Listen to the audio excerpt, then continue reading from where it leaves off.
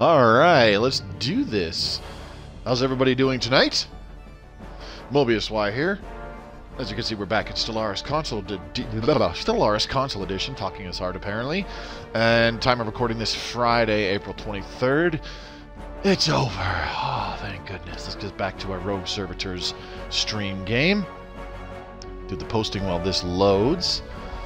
And yeah, weekend's here. Good. Cool. It's going to be nice. Hope everybody had an okay week. I had an okay Friday. Not much really happened, but it's all good. I'm just glad it's over with. I'm glad we're jumping back on Stellaris Console Edition. Play a little more video games.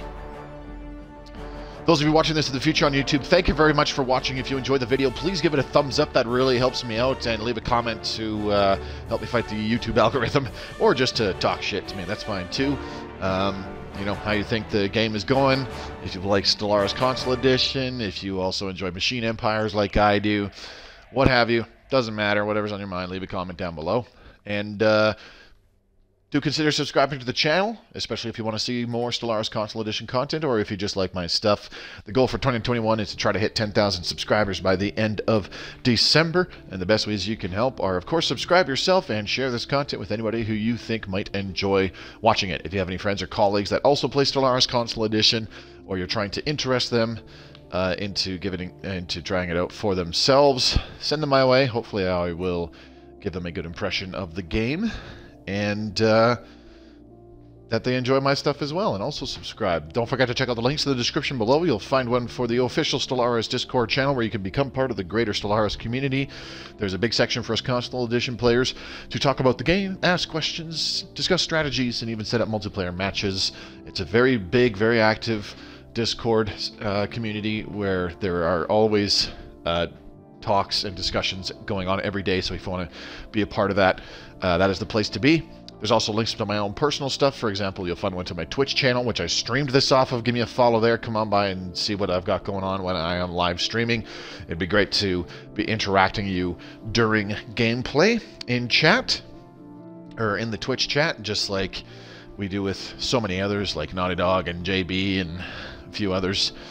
There's also a link to my Twitter feed. Give me a follow there. It's a great way to keep in touch with me, and I post important announcements all the time. It also serves as a really good alternative if you are not receiving appropriate Twitch notifications. Whenever my streams start, I make a post on Twitter.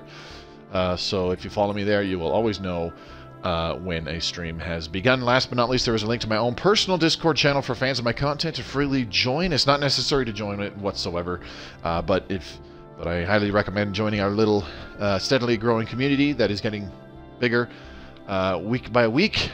You could also talk about this game with other people there, or just talk about other stuff that I've done on my channel. Most everybody who's joined that Discord, my Discord I should say, has joined because of my Stellaris Console Edition content. So it's a much smaller, less active community to talk about the game, but if you want that more kind of personable sort of touch, then feel free to join. And in that Discord we also have some community events that will be going on throughout all of 2021. If you see something really memorable that happened, either in my videos or in my Twitch streams, you submit the clip, or you submit the video with a little timestamp of the clip in question, of something really funny or something really awesome that happened that you thought was great. And I take that clip and I put it together in the compilation video that will be made in January of next year, which basically highlights all the best moments of 2021 as chosen by you, the viewers. And there's also going to be, before the end of April, a viewer poll that goes up where I post a list of all the games in my Xbox and PlayStation libraries that I think would be fun to stream live, and you guys vote on them, and whichever games get the most votes, those are the ones that I wind up playing live on stream. So if you want to take part in either of those, my personal Discord is the place to be. Hopefully I'll see you there, either in the Discord or in the live streams. Alright, let's get going here. Why are all these gun turrets like bright red? It looks a little silly. Maybe it's because that's the color of the Horde or whatever. Anyways, how's everybody doing? We got all that out of the way in the first 5 minutes. Professor Payne, what's up? Semper Buffo, how's it going, man? Hey, fellas, one vote for Battlestoads. What is Battlestoads? Battlestoats? Is that his thing? You play as like a stoat, which is like a fat weasel, and you do battle with people. Battlestoats. That almost sounds like a Pokemon ripoff. Anyways, what were we doing here? We were growing our machine worlds. Okay. Very good, very nice. Let's go ahead and do another generator district. Battletoads. I mean, I do have Battletoads. I have rare replay after all. Let's see. Can we get another Tectron job from that? Yes, we can. Okay. How are we doing on strategic resources again? I want to make sure we have enough exotic gases for me to upgrade this to an energy nexus, which we do. But Battlestoads sounds much more awesome. No, it doesn't. Alright, remove all Klingons. We're doing okay here. I have the mineral purification hub, so that's kosher. We're going to see some unemployed machines there fairly shortly, I wager. Alloys and minerals. We have a chemical plant coming online, plus a couple mining districts, so we're good. There's going to be some open jobs there. Machine World Foundry. Should probably upgrade this mineral purification hub. Why do I not feel so great? Oof. I ate supper earlier, but feel strange.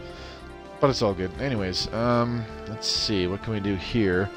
Bio Trophy Haven. So we have 50 out of 60 Bio Trophies. Now, see, Bio Trophies, don't they up, like, stability somehow?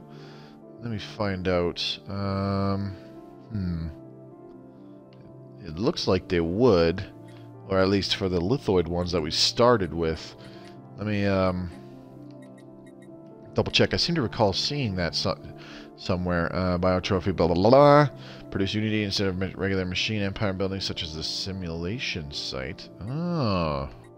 Okay, rapid replicator and rock breakers, whatever. I like how our leader is still the old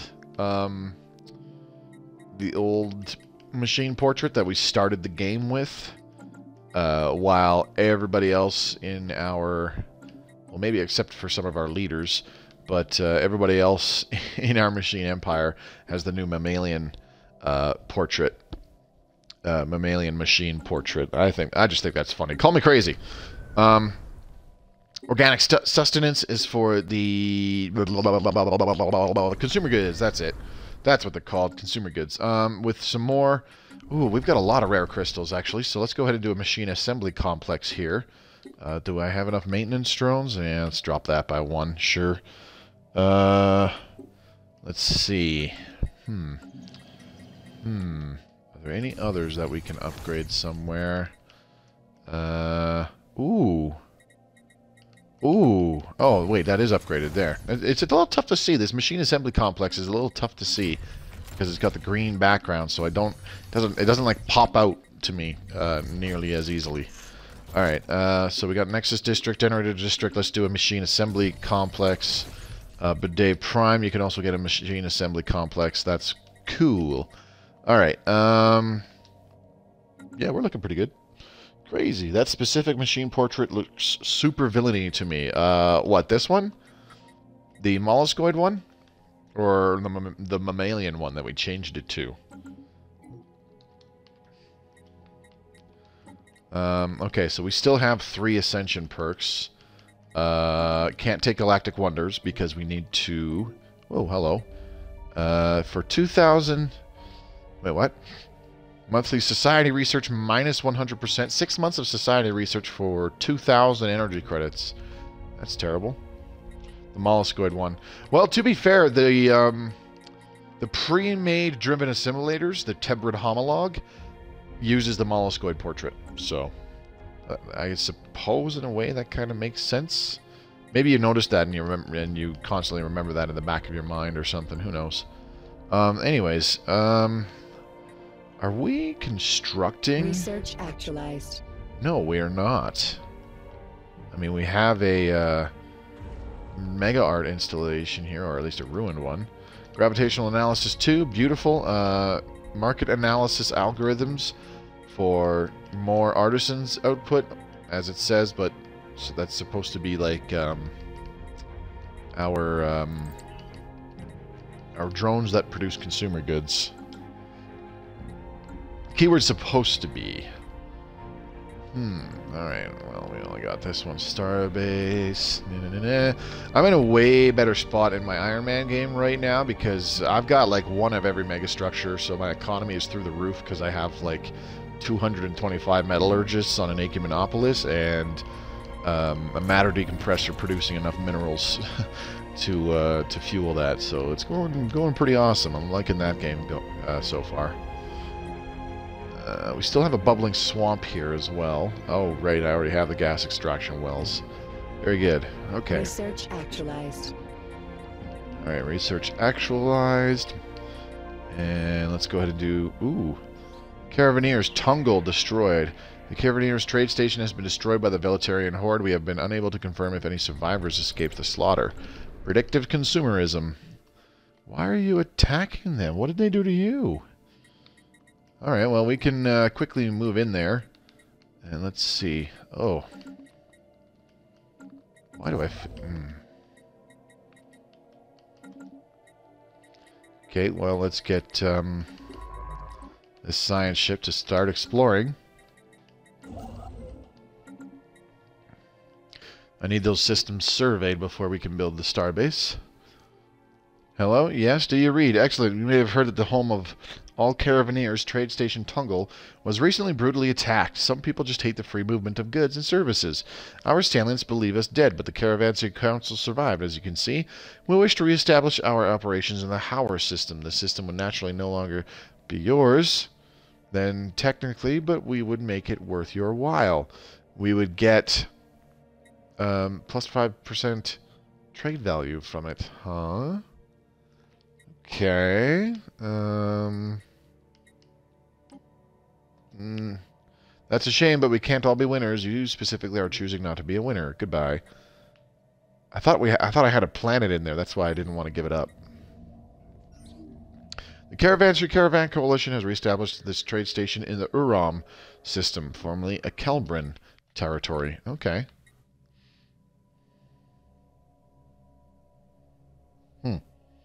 Give it to them, then invade them. Why? So they can pop up somewhere else again?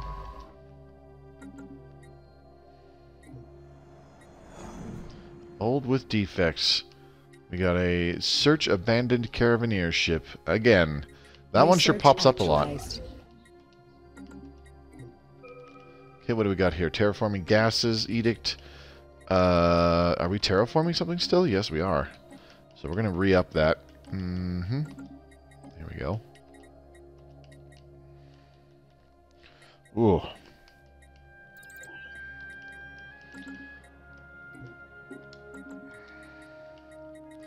Okay.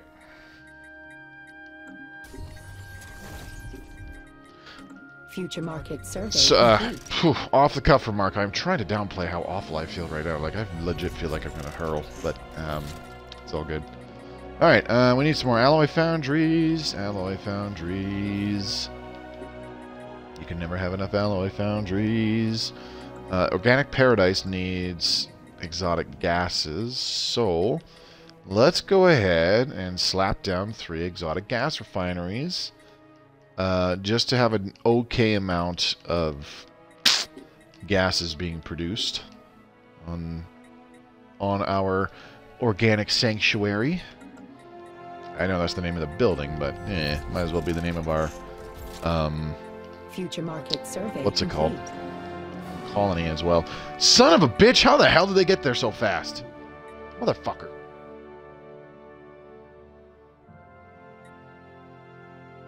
Well, that just pisses me off.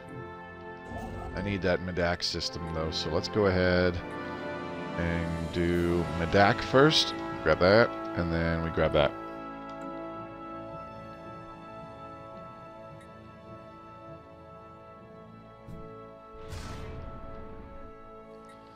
That's some bullshit.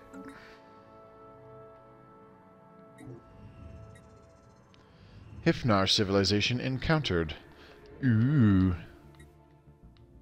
A primitive civilization, eh?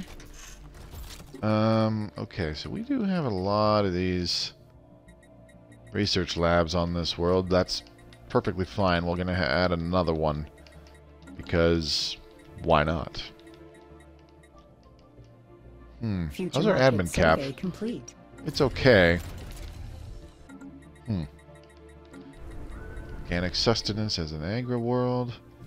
Precursor discovery. Oh, look. Another precursor discovery. Finally. There we go. Crystal infused plating. Oh, joy. Alright, now we are going to research this project. Very good. And who is going to get their station built first? 84%, 41%.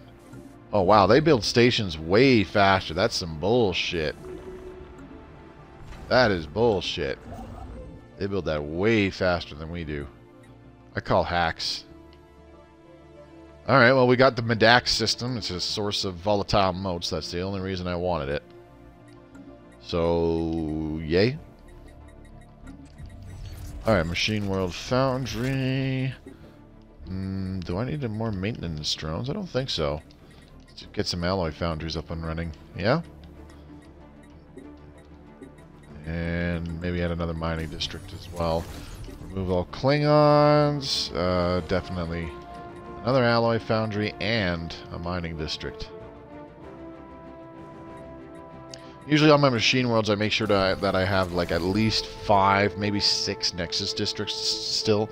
That tends to work out. So it's wars then? Yeah, we'll get there eventually. Don't worry, Naughty Dog. We will get there. It'll take some time. Boy, will it take some time. Alright. We also need to work on some kind of a megastructure.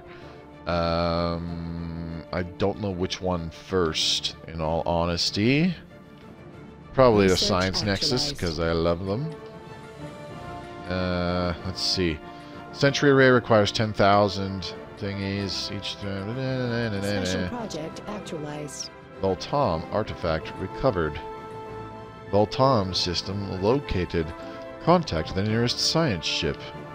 Hells to the yeah. And there's a science ship right here. Look at that. Where? What?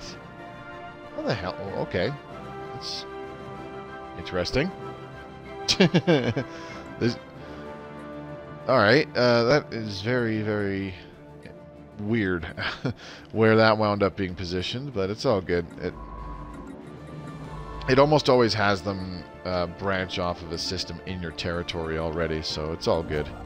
Now, let's get this construction ship over there as well. We don't want the Great Khan to just swoop in there and steal that territory from us, yeah? Well, hello there. I saw you were streaming and I decided to stop by. Hope I didn't miss too much. No. Yeah, like Naughty Dog said, I've only been streaming for like less than 20 minutes. Resource Processing Center. Increased metallurgists and artisan output, and it also creates a fabricator job. Huh. Interesting. Strange. I kind of find that weird how it creates a single fabricator job, but that's just me. Anyways, let's get that underway here. Alright, so we've got our refinery drones. We should be producing more exotic gases now. Oh man, we're up to 17. God damn. Okay, let's get crystal infused plating because that's super duper fast apparently. Let's get assembly algorithms again. And you are done building your stuff over here, so come on back. Also, General Kenobi. Yeah. Hello there, General Kenobi. Research actualized. Okay, and we got a new tech, global production strategy. Let's keep going with fleet management procedures, because that will go away. My tech is... I just realized my tech is actually kind of lacking. That makes me a sad panda. Alright, so we still have room for like 14 maintenance drones. How much is a single maintenance drone producing right now? 5 amenities. Okay. So 14 maintenance drones at 5 amenities is another 70. What's it called? Another 70 amenities. Fascinating. We have 47 housing. 3, 6, 9, 12, 15, 18, 21, 24, 27, 30, 33. Okay, so by upgrading all of these, one more tier, the research labs, by upgrading them all one more tier, that will give us 30, that will open up 33 more jobs for our drones, which we have more than that much, we have more than enough housing for that, but also a network junction, that'll add another 3 jobs, so 36 jobs, that'll take up 36 housing and 36 amenities. We definitely have the space for that. We don't have the amenities for that right this second, but we will. Plus, we need 3 more technician jobs. So, 39. And we have 47 housing, so that's A-okay. And with 70 amenities, that will be more than enough. So we're good. That will be the plan. We will upgrade all of these to at least Tier 2 research complexes. Maybe a few of them to Tier 3. Key term, a few of them.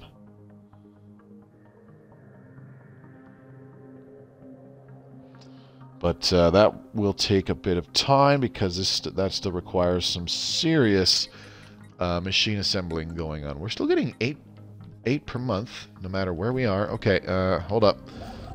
Before somebody else pops in here... Oh, the Voltamar system is not fully surveyed. Okay. What's taking this guy so long, I wonder? Future market It'll be done in just a complete. second. There we go. Bam. Got it. All right, and we're getting 5 gas, 5 alloys, 10 physics, 10 society, 13 engineering, 14 energy credits. Those numbers will probably go up once we build these stations. Elk, what's up, buddy? Good to see you, man. Hope you had a good week. And a decent Friday. Everybody likes a Friday. Of course, everybody likes Payday Friday better, right? All right. Upscaling complete. I want to get rid of these civilian. I want to get rid of these civilian industries as soon as possible. Okay, so yeah, 17, 10, 10, 13, 5, 5. 17, 10, 10, 13, 5, 5. We'll see what that gets increased to. We don't need volatile land clearance anymore, do we? No, let's not re-up it. 17, 10, 10, 13, 5, 5. Let's see what that turns into. 17, 10, 10, 13, 5, 5. Once those stations are done, 17, 10, 10, 13, 5, 5. Let's add that maintenance drone there. How are we doing on food? Food is okay. We actually need that maintenance drone here. 17, 10, 10, 13, 5, 5. All right. Applied superconductivity again. Let's get gravitational analysis. 17, 10, 10, 13, 5, 5. Now it's down to 10. Okay. That's fine. Living metal mega construction and architectural renaissance. Those we want to re-up for sure. Where is the living metal one? I went past it. Whoops. There we go. And architectural renaissance. Bam. Very good. All right, what else can we... We got will to power and omnifarious acquisition going. Let's do scientific revolution as well, because that's always a really nice one. Fortress proclamation, desperate measures. We'll hold off on that. And yeah. Okay. Hang tight, organic sustenance. Oh no, the Carabiners stole 200 energy. Whatever will we do? I don't care. We're fine. Alright, one more pop would be great, and then I can definitely plop down another civilian industries. Future market 17, survey 10, 10, 13, 5, 5. Okay. So what else is there to do in the meantime? Is there another world that we can terraform? Is there another world we can colonize? Size 16, size 14. I usually don't go for those. Keyword usually, but these are interesting times. If you terraform and colonize a lot of machine worlds, you can get really powerful very easily. Let's see, 17, 10, 10, 13, 5, 5. Sup, Elk? So yeah. So instead of 5 alloys and 5 gases, we're getting plus 8 alloys and plus 8 gases. We're getting 27 energy instead of just 17. So the science, we should see like 50, 60% bonus output of those sciences once those stations are complete. Okay, we have some edicts that we can... sure. Or I meant to say influence. We have a bunch of influence that we can get rid of. Okay, so construction ship in Baltimore. You are over here in Howard. Future market survey complete. Okay. Whoa, hello. 16. Yep, just that one station. Instead of giving us 10 research in each thing, it's giving us 16. So yeah, as expected. And then we are going to get him to build a megastructure after Science Nexus.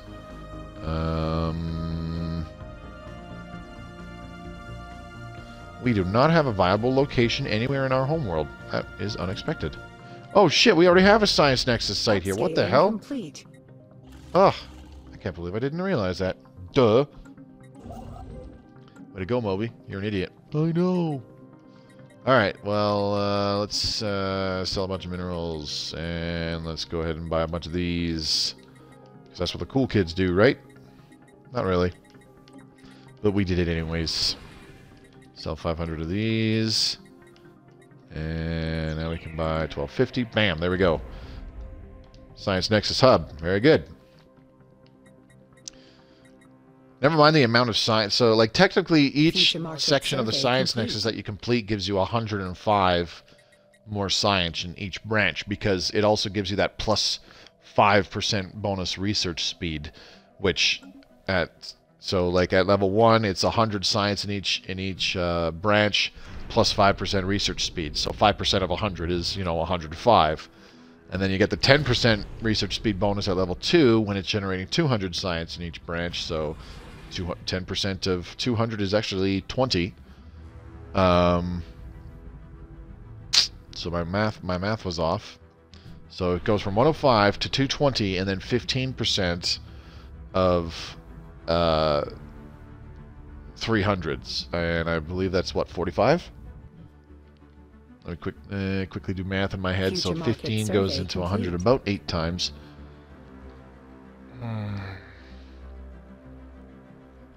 15 and 5 is 75.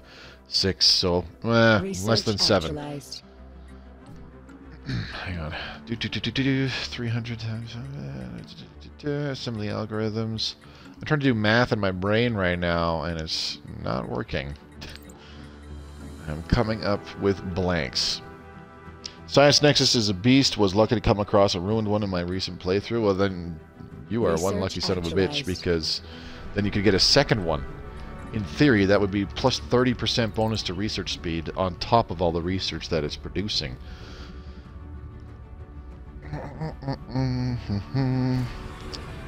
So, and then you get 15%, so supposed to be like 45, so 345. So yeah, the bonus actually, like the extra science that you get from the Science Nexus that it is generating itself, and the science you're getting from the, how do I word this? I'm wording this like really stupid right now. The science you get from the Nexus itself, the total amount, actually goes up by a little bit more than 100 with each section that you do, and the bonus that is applied becomes more prevalent the more it produces, if that makes any sense. So, like, you only get, like I said, with the 5% bonus from stage 1, you get 5 extra science. The 10% at stage 2 is actually 20 because it's producing more science by that point. And the 15% at stage 3 is actually 45. Because, again, it's the bonus itself is applying to the bonus science from the Nexus. So you get all that, plus you get somebody's brain uploaded to where it's producing like 350 science or something. 15% of 350 is more than 45, for sure. It's more like, hang on. Fleet management procedures 3. So that would be 15% of 350. It gives you an additional 50, right? So that gives you 15 would go into that about, so 5, multiply that at 10, so about 50. Instead of 45, about 50. Just a teeny tiny bit more than just the stage 3. So if you get that bonus, if I'm not making any bloody sense, that's perfectly fine because I'm kind of just rambling. Bottom line, the bonus, the amount that of science that you get from the Science Nexus is more than advertised. So like it's really beneficial. Just like the amount that you get from a Dyson sphere is more than advertised, because the Dyson sphere benefits from the capacity boosters edict. Same with the matter decompressor. The matter decompressor gets bonuses, or sorry, benefits from both the production targets edict and omnifarious acquisition as well. So like, yeah, like they can produce and do produce more than advertised. So they're very beneficial, and it's wonderful. Yep, ruined Science Nexus and ruined matter decompressor in neighboring systems. I hate you sometimes. Did I mention that? Alloys and minerals. And we got stuff going on here. Let's get an alloy foundry. I'm more concerned about alloys. Like, yeah, we need more minerals in order to produce more alloys. But I really need alloys right now. Especially now that we're in the point where we are producing, or starting to kick off with some megastructures being produced. We're going to want the alloys to do each Science Nexus as soon as possible. And I'm looking for a hole where we could do a matter decompressor, but I don't see one. I don't think we captured one in our territory, which really sucks. That D something L singularity would have been okay for that. But I was... instead of thinking that far ahead and actually capturing this territory so that we could work towards grabbing that system, I decided, hey, it's more fun if I just play with myself rather than, you know, think like 100 years down the road. Don't ever do that, folks. Do the 100 years down the road thinking, because it will make you all-powerful in the galaxy. It will make you the ultimate power in the universe.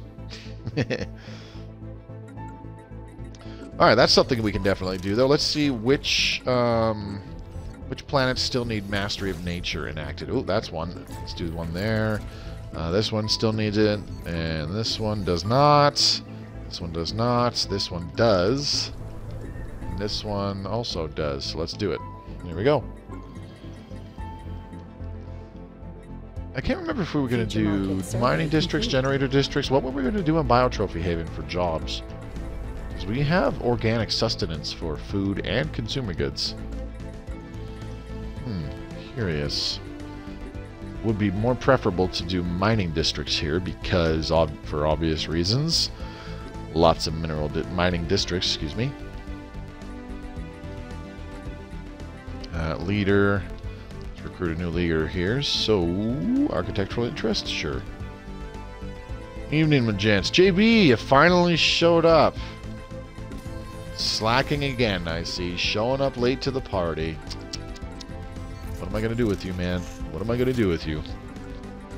Alright, what else do I need to build here? We've got an uplink node. Why don't we go ahead and just do like a synthetic crystal plant? Maybe a chemical plant would be better.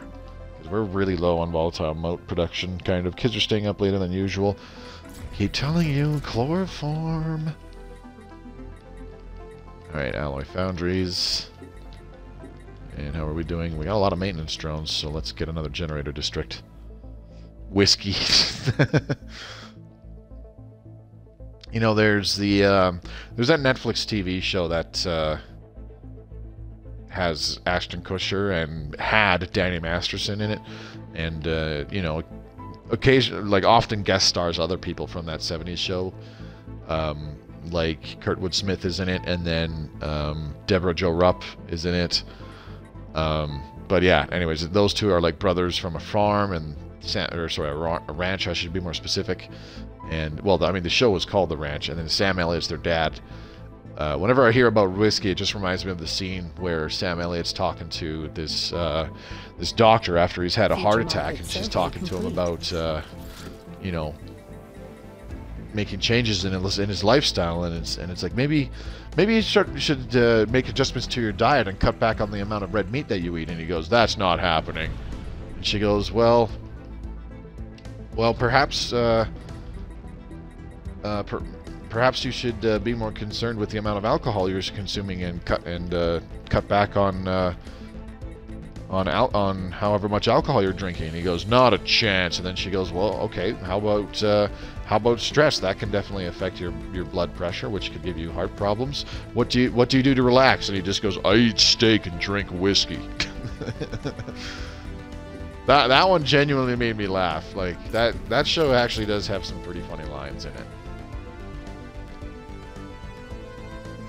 Put him right out. Sup, JB, the ranch. Yep, yes, but the wife required some aid for bed as well. Sitting on the chair having a Coke. Oh, somebody insulted us? The Kelbrid link. Wipers are inferior constructs. One day you will experience Kelbrid supremacy firsthand. That's just rude. Assembly algorithms 4 done. Durasteel materials. Let's do that. Okay, now we need to work towards getting another 15,000 alloys to get the Science Nexus research wings. We are lacking in 7,600 alloys. Yikes. Yikes. Okay. How are we gonna... Ooh, we have a... Damn, we have a lot of gases coming in. And I'll sell those. And I'll sell a bunch of those. Research actualized. I need about another 8,000. How can I get that? Sell those. We get these pretty quick, so we'll sell those. And we'll sell those. 800. Damn it. 1, 2, 3. Still not enough. 1,000. There we go. Okay, assembly algorithms 5. Let's take it. What's the name of this empire? These are the automated butt wipers, Runicat. Thanks for coming by the stream tonight, by the way. Greatly appreciate it. Good to see you. Menial drones. We could use some more minerals. Activating Yo Mama retaliation. Yeah, we opened up our lower compartment, reached into there, pulled out a VHS tape that said "Witty Retort," plugged it into our mechanical frame, and just went, "Your mother." That's one of my favorite clips from Futurama. An old style robot, and he clunks around in his little storage compartment, pulls out "Witty Retort" VHS tape, and it just goes, "Your mother."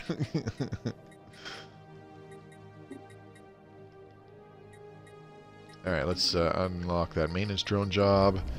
Probably, yeah, now the amenities are kind of eh. We're running into housing problems. That's not good. Let's do a Nexus District. Everyone's having a chill Friday then. I got some dirty rice on the stove for a late-ish supper, sipping on some brews. Dirty rice doesn't sound that good. That's like, ew. Fleet Management Procedures 5, very good. And then we got Gravitational Analysis 5, also very good. Yeah, been a while. Incoming diplomatic transmission. Your mama! See, I think of the older Futurama robot with the VHS tape going, "Your mother," and then the other one is from Scary Movie 3, which I just got my DVD back because I loaned it to a coworker. And he actually thought it was pretty funny, but when all the rappers come in and then they start arguing with each other, and then there's just a quick cut to right up in Redman's face, between Method Man and Red Man. It's looking at Red Man, and he's got this angry glare on him, and he just goes, "Your mama!" No, you. Wasn't that one of the producer bots? Yes. Dirty rice is just rice cooked with ground meat. Oh! We call it very different things. Ground meat with either like mashed potatoes or rice. I've called it mush. Super duper easy to make. I've done that before for supper myself as well. Okay, we have a lot of maintenance drones. That's kind of overkill by this point. So, oh jeez, I still don't know. 21 districts available. We could do 7 agriculture districts, although I don't think that will be necessary. We've got 9 mining districts and 8 generator districts, so 17 total. That would leave us with another 4 Nexus districts, putting us to 7, which is a lot of housing. Way more than we need, probably. So yeah, let's start with some mining districts. Dirty rice is technically fried. Right. Southern U.S. thing is dirty rice. Got it. Add some gravy and it's the bomb. It's basically the Cajun version of fried rice. See, what I do for your dirty rice is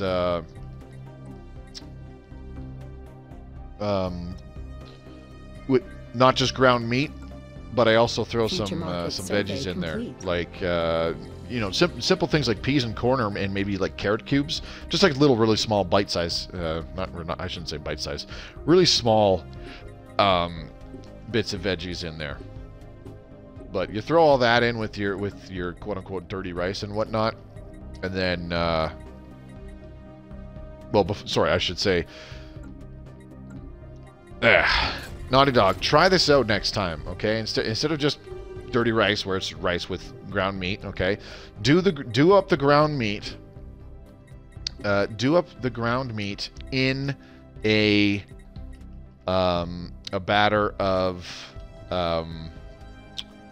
mushroom soup or cream of mushroom soup, okay? So do the ground meat up in that so that it's you know, it's not just the ground meat, like it's like kind of saucy ground meat, almost like what you would get from, you know, doing spaghetti meat, but it's cream of mushroom. Do it up in that. Add some vegetables, frozen vegetables, whether you steamed them separately and then added them on, or you throw them on frozen and then cook in the same thing as the meat. I need to re-up these. Let's see, what do we got? We got drone campaign, definitely want that. Capacity overload, production targets, omnifarious acquisition, and will to power. We definitely want all of those. Where are they? Omnifarious acquisition and will to power. So you've got your meat done in the cream and mushroom sauce. You got some fucking little bits of vegetables, like I said, peas, little carrot cubes, or even just like baby carrots and some corn or something like that. And when those are all cooked together, add in rice that's already done, or potatoes that you've already mashed or something like that, and like, you know, well, not add in, but, you know, have the mashed potatoes done separate, have the rice done separate, but obviously throw the rice and or potatoes down on the plate, and then plop a big spoonful of that ground meat done in the cream and mushroom soup with the veggies. Plop that on top. I had quite a decent amount of that growing up. Super easy to make, super tasty, really filling. Really not that great for you. But it's good. I had that kind of crap growing up. We called it mush. Simple. And I've made it a few times in my good old bachelor life. Research actualized. And of course, the other thing too is that, well, it's made in water or broth and simmered down. Okay, I think it's Cajun, might be Creole. The other thing that you can do too, as you're doing the meat, is you can add. Speaking of Cajun and, you know, spices in general, you can add whatever spices you want to that meat prior to putting on the cream of mushroom, because you want to do the meat by itself first. To cook it thoroughly, and then you add the mushroom soup stuff later. Looks like these guys are fighting over this system, because it's claimed, then it's not claimed, then it's claimed again, then it's not claimed. Oh, shit. We got 16,000 alloys. I just about missed that. Bam. Next section of the Science Nexus. Very good. Like mix it or dipped balls. The meat and mushroom soup, dude. I'll definitely try that cooking with Mobius. Yeah. But yeah, the first thing, like, have the meat out, thawed sometime during the day or overnight or some crap before you actually do it. And then you cook that separate until the meat is thoroughly cooked. Throw on a can, depending on how much meat it is. If it's like a pound, I've used like 2 cans of mushroom soup, and then it's like really like super duper gooey, I guess, for lack of a better term. But you could just do for like 1 can of cream of mushroom or mushroom soup per pound of ground beef. Throw that on, mix it all together like really well, so that the meat is, you know, kind of creamy. And that's not a pun.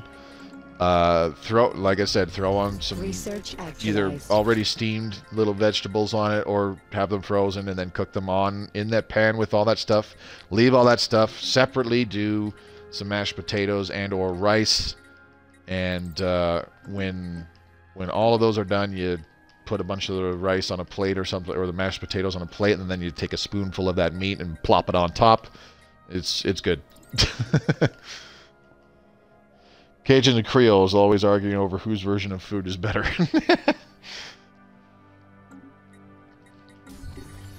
Alright, we got some stuff going on. I don't know what building to put here.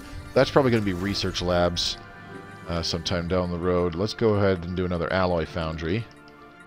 And Biotrophy Haven, we have unemployment. Let's add a maintenance drone because we can.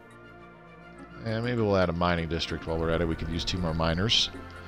And over here, menial drones. Let's add an agriculture district. We only have 7. Oof, we'll fix that.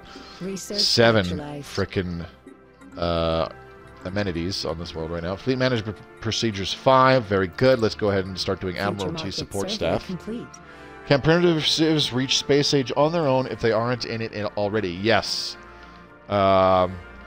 Depending on where they are initially, that determines how long it will take. Let's see. Planet modifiers. Nope. How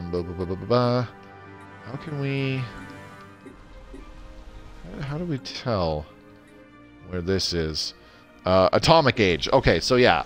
This civilization is in the atomic age, so it could very well still take a couple hundred years. But this primitive civilization could reach the space age and then become its own spacefaring empire sometime down the road. But like earlier ages, like medieval age, Renaissance age, that kind of stuff, it will take them a very long time. Let's do extraction patterns. Start doing some of those. But yeah, the closer they are to becoming a spacefaring civilization, the less time they need to actually become a spacefaring civilization. Shocker, I know. Ooh, hey, restrict that. I need another miner. Thank you very much. Okay, so we've gone from like how many alloys per month? At the start of this stream, we're already up to 234 per month, which is pretty decent, but that's still rookie numbers. We need to pump those numbers up.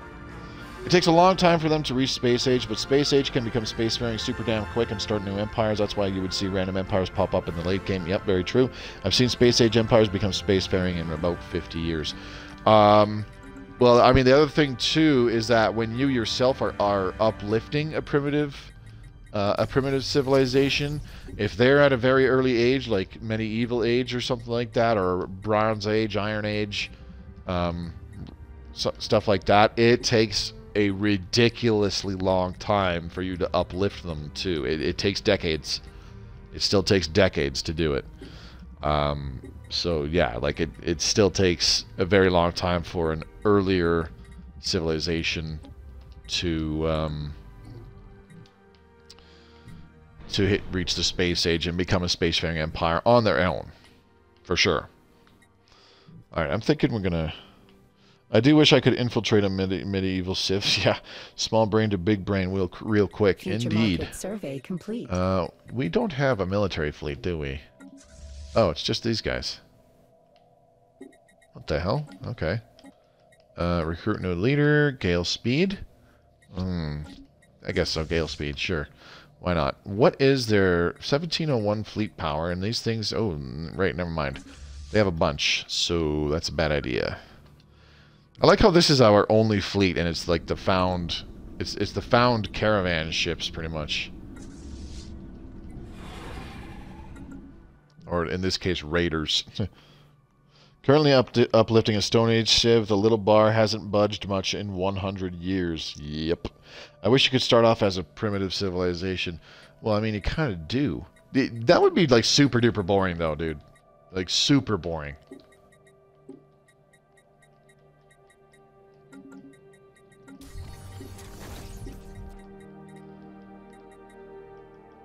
Uplifting is worth it, though. They become vassals, and I give them their neighboring star systems to make buffer zones between my empire. That's fair. I don't even do that. I just give them the one system and go, hey, make do. Like little blocks. Yeah, your own Iron Curtain, pretty much. Okay, we need more maintenance drones. Let's do a Nexus district. I did up our admin cap a decent amount, so we're kosher there for like a while. That's good.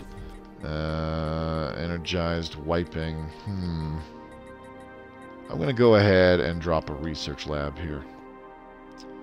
Same, might be better to invade them at my point. Calbrid Link completes Colossus project. Yikes. Okay. That's problematic. Especially if they create one. Their tech is equivalent, so I'm not too worried about that. How's the Gox hierarchy doing?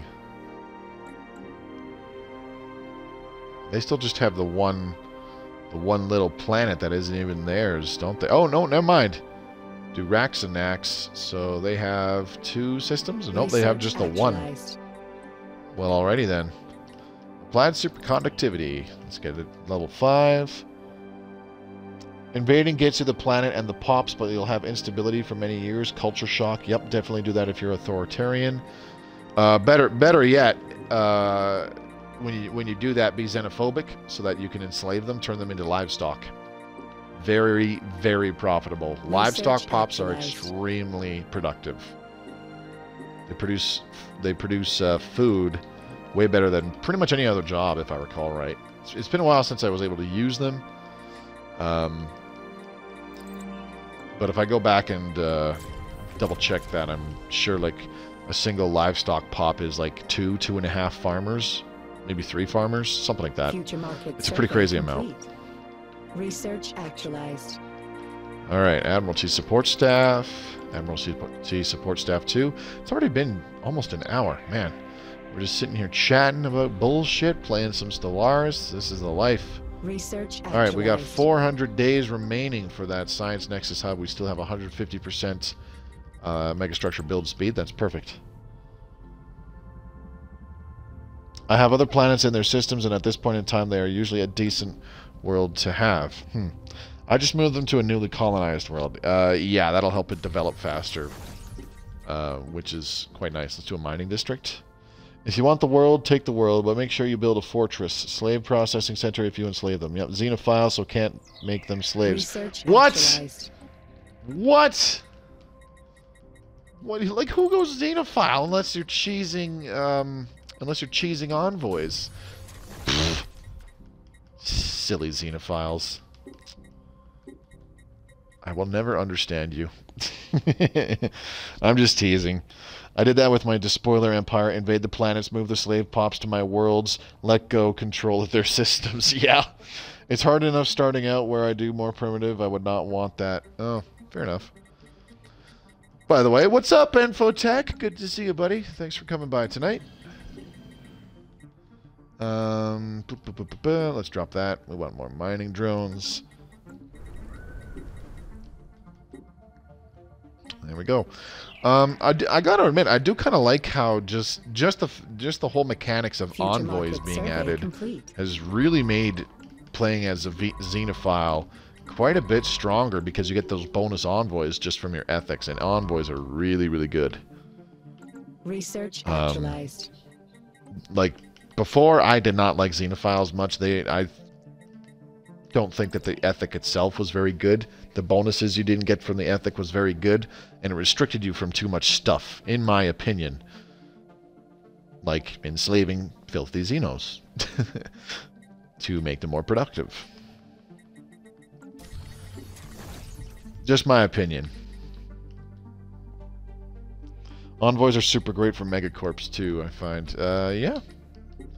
Also true. Although I got to admit, a lot of the games I've played lately, I've set up where there's few alien empires in the games, so my need of envoys has been not very much. It's been like super duper low.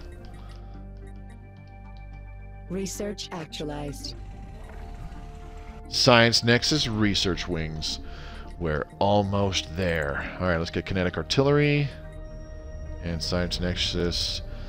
Man, we almost have the necessary amount of alloys to do it right now. Goddamn. Alright. And 33,000 or 13,000. Will this be enough? No, it will not. But it'll be damn close.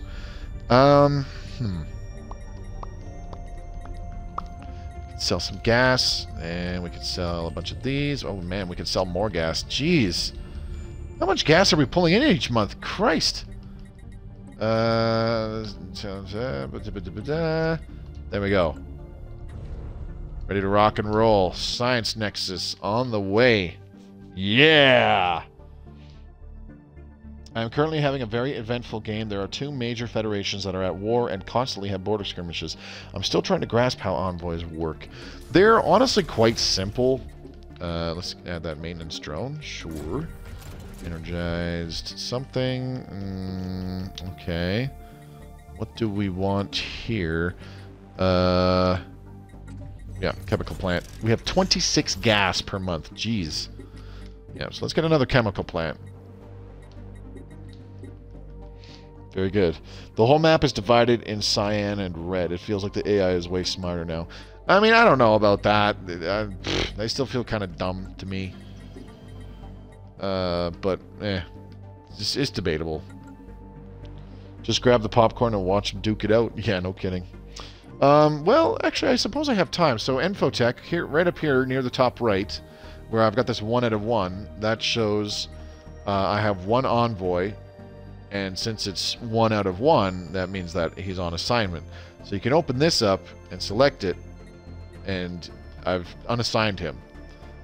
And then I can reassign him by doing something else. So in order to actually assign your envoy to do something, an easy way, if we had the Galactic Community available, which I don't, which really sucks, we'd be able to open that up and assign the envoy to the Galactic Community to improve our diplomatic weight. That is a thing. The other thing that you can do with your envoys is you have to send them to other empires to either improve or harm relations.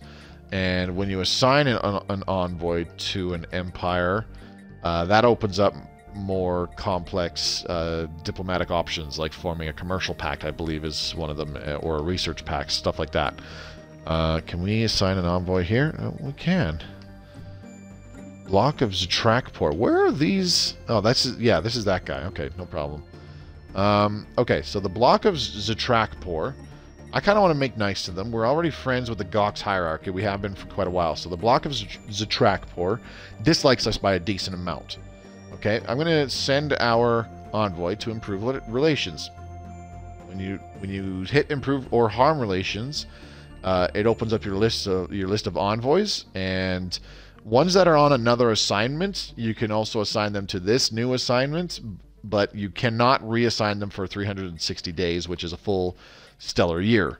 So I just assigned to him to improve relations, and if we wait a month, you'll see that their opinion actually goes up by 1 tick. Just in 1 second. There we go. Bam. So now that we've assigned an envoy to improve relations, their opinion of us goes up by +1 every month. And if we look at the Gox hierarchy, the cap is actually they can increase their opinion of us by plus 200 with improved relations. So that's 200 months. That's, you know, that's still like a decade and a bit. A little less than 2 decades, I do believe. Like, it's still a long time, but it's a really, really easy way to get empires that don't totally fucking hate your guts with like a massive negative several hundred or negative 1,000 opinion. It's a really easy way to get them to like you. Like this Kelbrid link here, they had a 0 opinion of us. But we're gonna that opinion is gonna go down because we're no longer improving relations with them. We're now doing it with the block of Zatracpor because we moved our envoy. So the block of Zatracpor will actually, like, they have negative 70 right now, but with this, if we leave this improved relations long enough, they'll have like plus 130, and they might be protective of us. They might try to you know, make us independent or help us become independent again or something like that. It's actually quite easy. Simple is the word I'm looking for. I can't bring myself to enslave Pops, but I will purge the filthy Xenos. Enslaving them is just as good, Professor Payne. I noticed that too. I saw an AI empire take out 4 systems of mining drones once before they update. They wouldn't even bother with threats like that. And slavery, Drake don't like. Genocide, Drake nods. Kill them all, let God sort them out. That helps, thanks. Yeah, no problem, Infotech. Happy to help, buddy. This is why I like people coming in for the live streams, because if you ask me a question or you mention that it's like I can't quite grasp this, sometimes I can just answer it for you live and give you either a good idea or straight up resolve your confusion. Anyways, the death of the Great Khan. The Great Khan of the Veletarian Horde is dead. According to intercepted transmissions, Nish Natilpin passed away naturally at some point during the last few days as a result of his advanced age. It is believed that the Great Khan had appointed a designated successor, but despite this, a vicious power struggle has erupted in the Veletarian Horde. The Great Khan's warlords are now fighting each other over control of his empire. It remains to be seen who will emerge on top. So ends the reign of Nish Natilpin. So we have an opportunity to actually start building a fleet and try to free ourselves. Research actualized. In theory. Now that ding dong, the bitch is dead.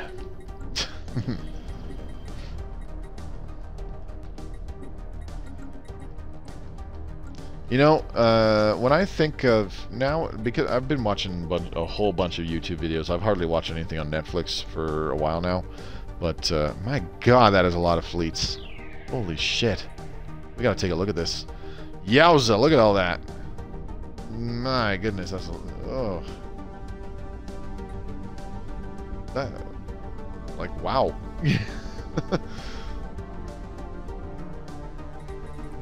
Just wow. Anyways, when I think of the way I picture it is if you are playing as like a militaristic empire or something like that, or a xenophobic empire, and you have like Armageddon bombardment stance, I could just picture the gunnery crews in the ship that are shooting down at the planet, and they're just yelling things like, "Knock, knock, who's there? Unreasonable property damage, motherfucker!" They just start fucking blasting their big guns.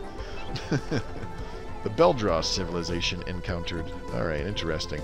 Now, we need to re-up living metal mega construction, scientific revolution, and architectural renaissance. Can we do both of these? Yes, we can. Very good.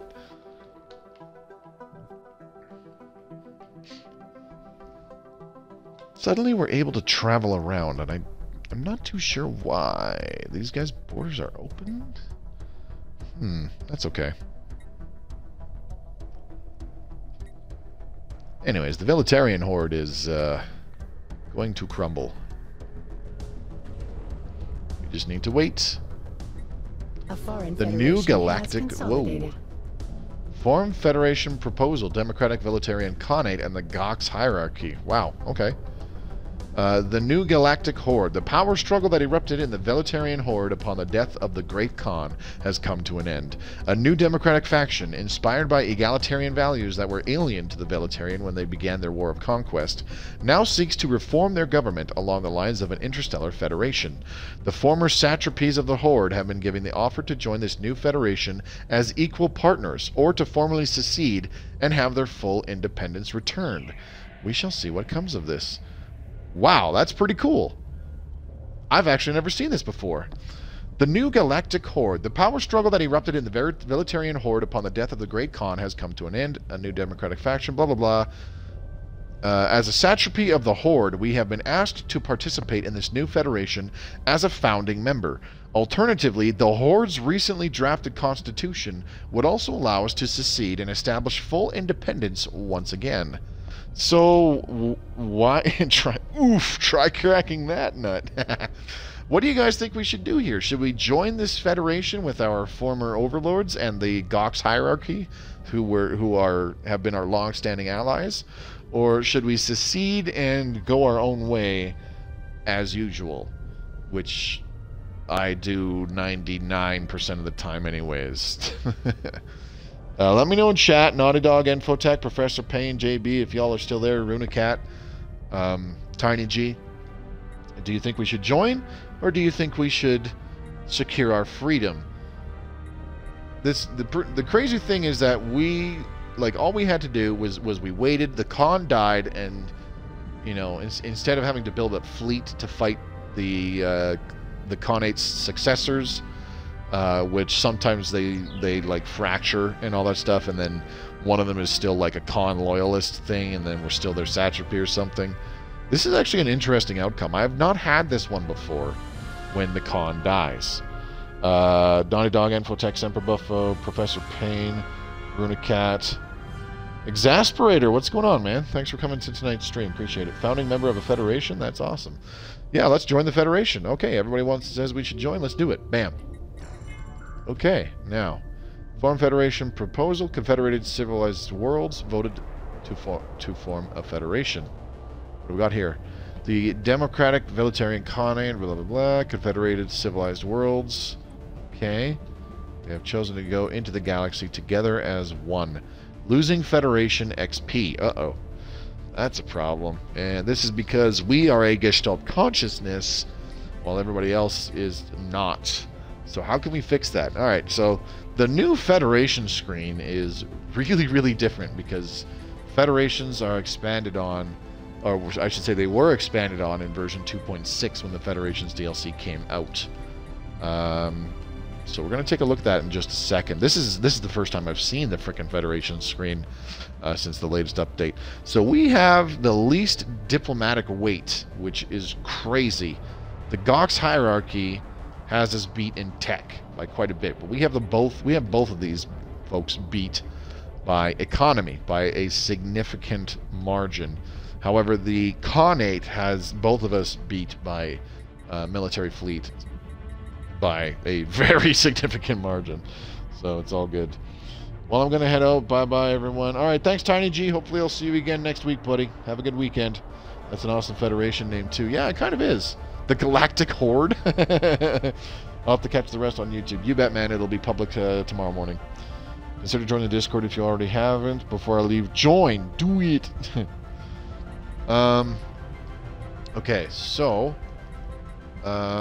Erudite Explorers, Federation Builders. So if we look here, Federation levels are a thing where as the level of your Federation goes up, you get additional bonuses. So the Federation starts at level 1. We get a perk, Galactic Union. Members of this Federation are united and ready to cooperate to deal with whatever problems may arise. Diverse ethics impose a 50% smaller penalty to Federation cohesion. That's because this is a... That is because of the Federation type of this. I'm pretty sure this is a Galactic Cooperative or something like that. Or Galactic Union. Union is the Federation type, I suppose.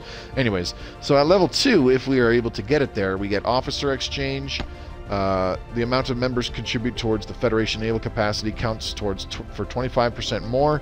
Welcoming nature. New members impose a 50% smaller cohesion penalty to the Federation. Federated envoys. That gives the Federation president, another envoy. Our Federation needs 1200 XP before we unlock this level. And then at level 3, we get more bonuses. Gain 1 in unity for each envoy assigned to the Federation. Ship speed is increased by plus 10% when in Federation space. Federation influence gain for the President is plus 1. Level 4. Failed Federation votes impose a 50% smaller cohesion penalty to the Federation. Damage to endgame crisis factions plus 25%. President modifier plus 10% diplomatic weight. And then at level 5, gain 1 in unity for each envoy assigned to the Federation, so more unity. Another plus 25% damage to endgame crisis factions. And then President modifier plus 10% monthly unity. So you get better bonuses. The ones that stand out are the plus 25% bonuses to endgame crisis factions. And how you unlock those levels is with your Federation cohesion. Certain things either increase or decrease your Federation's cohesion. If the cohesion is higher than 0, your Federation gains XP towards unlocking higher Federation levels.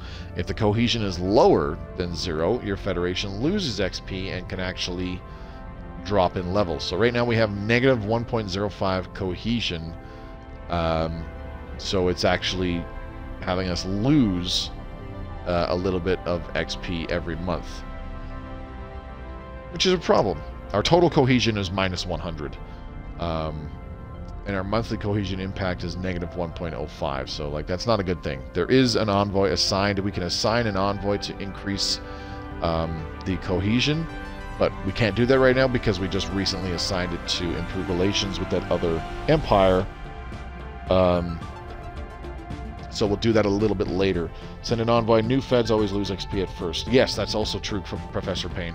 And so there's flat ways to increase cohesion, like assigning envoys. That will be an ongoing increase to cohesion, more or less. But there's also things that will temporarily decrease cohesion, like a new member joining, or a newly created Federation, or when you're trying to pass Federation laws, and then they don't get passed, like they get downvoted, basically. So that's the thing. This Federation laws screen is actually pretty neat. Fleets. This is a thing. We can look at the Federation fleets right here in the Federation's screen. They did a pretty good job with this one. This is actually really good UI for the Federation screen. Joe the Frog, man. What's up, man? And as you can see, to hit level 5 Federation, you need 9,600 Federation XP, which is quite a bit. But you get those sweet bonuses. Some of the bonuses, it's not like the individual bonuses that are good, but some of them stack together like quite well. And they combine really nicely with numerous other things. The problem is, though, if you have negative cohesion and you lose like even 1 point of XP in a level 5 Federation, it drops down to level 4 like immediately. So you have to have your cohesion above. You have to have your Federation XP constantly above 0, pretty much, to avoid de-leveling. Succession term, democratic Gox hierarchy. Okay, so this is how you can decide on certain laws. This is interesting. Requires centralization to be high or higher. Okay, so depending on the type of Federation centralization, requires the Federation to be level 2. Okay. Federation has sovereign control over how member states are being governed. Oh, that's pretty crazy. Hello, no, nobody is contributing to Federation fleet. Yeah, not yet, because it was just formed, so that's a thing. So anyways, let's get the game rolling. Survey complete. And you'll see that the cohesion loss, or I should say the monthly cohesion impact should get better. Let's see. Borders closed from the block of Zatrakpor. I was trying to improve relations with them. That's not working. And the Alliance of Devasa 4A. Like, we got a couple new empires, and I don't know who or what they are. Democratic Veletarian Khanate. So all the Khan's former territory now belongs to them. That's pretty crazy. I'm actually really, like, I'm genuinely surprised by that outcome with the Khan dying. I have not seen that one before. Federations are really good if you get a number of empires of very similar ethics, so you can gain XP fast and maintain, otherwise pop. Well, no shit. Alright, energized wiping. Let's go ahead and drop a generator district. Where else? Alloys and minerals. We have a building slot and a wee bit of unemployment, so let's drop an alloy foundry. Ooh, we need maintenance drones. Maybe I'll skip that. Let's do a Nexus district. Big trophy... Bio-trophy haven. Sorry, I thought I said big trophy haven. Reading is hard! Hurdy-dur-dur! Anyway, so, like... The base game federations have been expanded upon, and they get expanded upon even further with the Federation's DLC, because there are different types of federations available, not just a whatever this is, not just a Galactic Union. So, as a Galactic Union, members of this federation are united and ready to cooperate to deal with whatever problems may arise. Federation types determine types of perks you will gain as your Federation gains new levels. So, if this was, say, a research cooperative, then we would get different perks from the Federation levels going up, like bonuses to research speed and stuff like that. And I think another one is like a hegemon. The president gets more bonuses from those perks of the hegemon. The hegemon is where you have one person who's kind of an overlord of the Federation, and everybody else is a member of the Federation, but they're kind of more like a subject, in my opinion. Improved energy initiative. Oh shit, this could be bad. Let's re-up that. What's happening here? Alliance of... Ooh. Okay, why are you beating them up? What did they do to you? What did they do to you? They just have one little system. I'll bet you these used to be primitives, and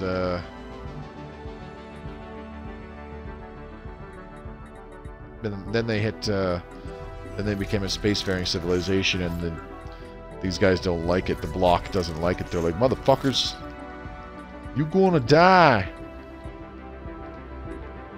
So we're still losing Federation XP supposedly. -10. 2 envoys assigned. Let's make it 3, shall we? What do you guys think? Let me know in chat. Should we keep improving our relations? Oh, never mind. They're starting to harm relations. Fuck them. Why are they doing that again? Bastards. All right, there we go. All right, so now our cohesion impact is... Okay, so... Our total cohesion was -100. But our total cohesion is gradually going to increase because our monthly cohesion impact is now above 1. So once the total cohesion is higher than 1, or sorry, higher than 0, we should be earning XP towards leveling up the Federation. Fuck, I'm tired because I'm just like babbling shit and like half of it's not making sense. We are losing Federation XP still, huh? Negative, so -9.81. So yeah, as you can see, our XP loss is dropping because our total cohesion is improving. Like it's very, very tough to level up your Federation. It's kind of painful, but it's all good. Isn't that normal? Yeah. Only been a year, give it time. Yeah. It's all good, buddy. I'm not really all jazzed up about even being in the Federation. Like, I figured it was just a cool thing to check out because I have yet to actually look at the new Federation mechanics. This is the first time they've popped up because, like I said, I've been playing a lot of games off camera. Like my latest Stellaris games, I've played on a small galaxy with like 1 or 2 AI empires tops. So I've hardly really been able to interact with the Galactic Community. I haven't been able to play around with joining a Federation, etc., etc., etc. The list goes on. The Democratic Veletarian Khanate is inferior to us because they are pathetic in terms of economy and tech. Can you believe that? They have overwhelming fleet power, though. Meanwhile, the Gox hierarchy... Alright. You know what I think we're going to do? Let's upgrade just a couple of these research labs to research complexes and get a few more calculator drones. I want to up our science output. Speaking of which, did we... Oh, yes! Less than a year and we will have a fully realized Science Nexus. And the other nice thing about that is we will have a complete megastructure, a repaired or fully upgraded megastructure in our borders, so we could then take galactic wonders and start looking for a system to plop down a Dyson sphere or a ring world or something. That's just, friends, to help you non-consensually wipe the galaxy's butthole in the long run. Okay. You just had to go there, didn't you? The other thing we could do is we could look at how much to repair the Mega Art installation. Why can't I fix it? How do you fix these again? Research actualized. Why can't I fix that? Curious. Research agreement proposal. All right. Marauder missiles. Wow, these are all shit options that I don't like. Let's just get fortified core layers. It's literally the theme of our empire. I don't know what you're talking about. I wanted you to join mainly to grasp how federations work. I did a really bad job of giving you the rundown, honestly. Like I did a really bad job of it. But hopefully you got the gist of it once I actually got my head out of my ass and explained it better. But like, look, you can see near the top right there of the little portrait box, it says level 1 -81 with the 3 little person, the person symbol and the 3 green. That means we're at -81 total cohesion. There's 3 envoys assigned to the Federation, and then we look here, not the members tab, which is the first one, the second one, the levels tab. It's showing that our monthly impact to cohesion is plus 0.95, so our total cohesion is improving by a little bit every month. And then our current XP gain is what this little slider bar thingy is. And then on the left side there where it says cohesion and level, once we start getting in the positive on XP gain, it should be showing us the XP we've accumulated and how much is required for the next level. And then if we unlock levels, these will show that. But yeah, I did a really bad job of explaining them because it was just kind of...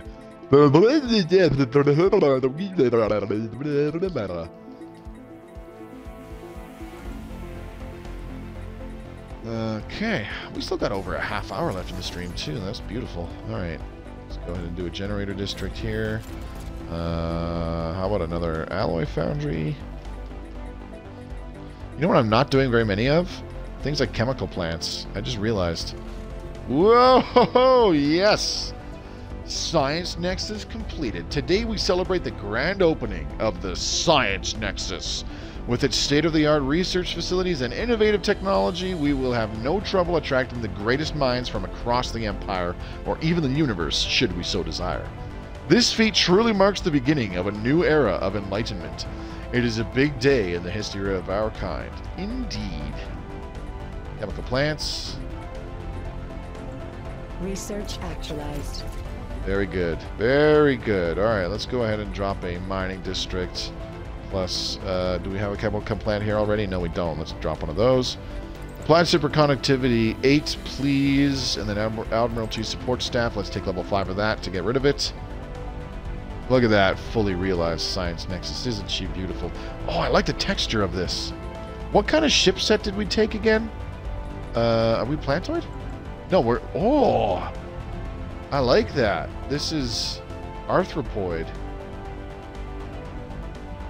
See, while the overall structure of the megastructures is the same, the texture, the surface texture is different depending on which ship set type you take. Like a reptilian Science Nexus will appear slightly different.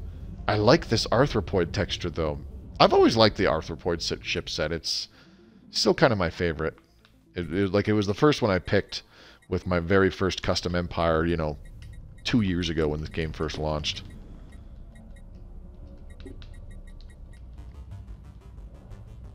One step closer to being unstoppable. Soon no organic waste organs will be outside of our grasp. That color is slick too. Yeah, it's this weird orange kind of thing, I do believe.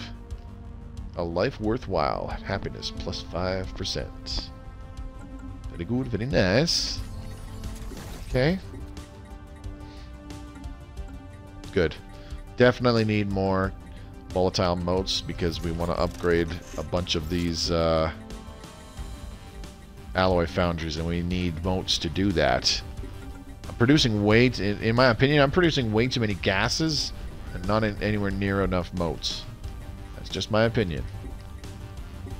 Let's go ahead and upgrade that, and we'll do chemical plants on that building slot. What the hell was I going to put on these buildings? I can't remember.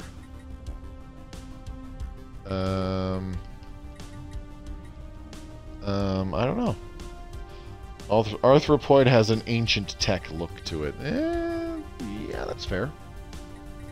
Research We actualized. need a mineral purification plant for starters. That would be a good starting point. Let's add another mining district. Okay, what do we got? Fortified core layers finally done. Let's take autocannons. Look at this. Our tech is going to be great. Because of the bonuses to research speed, we're actually generating 1,264 physics science per month, 1,103 society, and 1,301 engineering. That's awesome. Research actualized. Nothing short of awesome. That is nothing short of awesome. We've got a research agreement with the GOX that is actually improving getting these new techs. So that's pretty cool. Look, when I zoom out, that Science Nexus looks really shiny. That's pretty cool. Research actualized. There we go. We're just rolling in these techs. Very good. Stormfire cannons, please and thank you. Wipicus Maximus. Generator district. And then over here.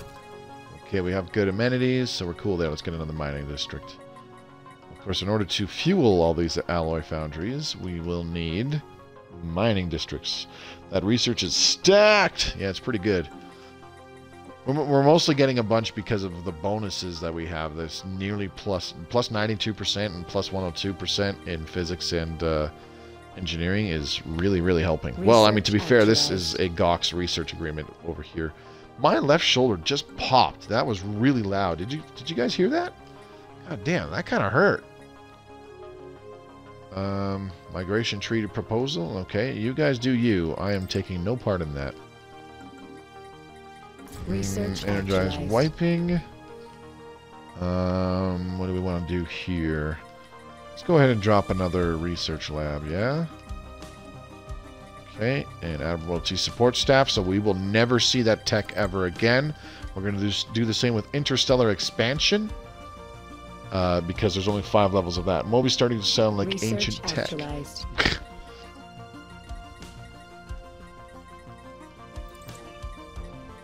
Hey, Naughty Dog?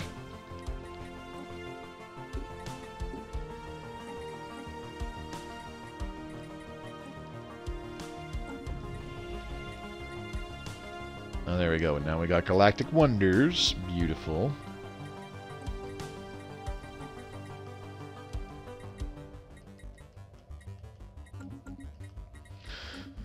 Alright, so, damn. I almost want to say that the next step should be finding... I know, go fuck myself. Well, good, that saves us the whole conversation now, doesn't it?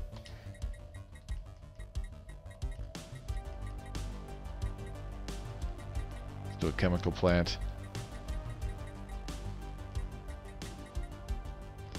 And... what else? Do an uplink node.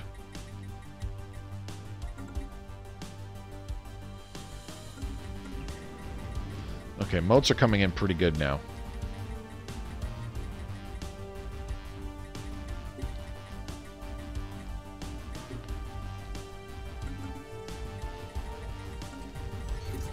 Alright, remove all Klingons. You have some unemployment. So let us rectify that. Alloy foundries, please. We're still, our admin cap is still doing A-OK. How's our Federation doing?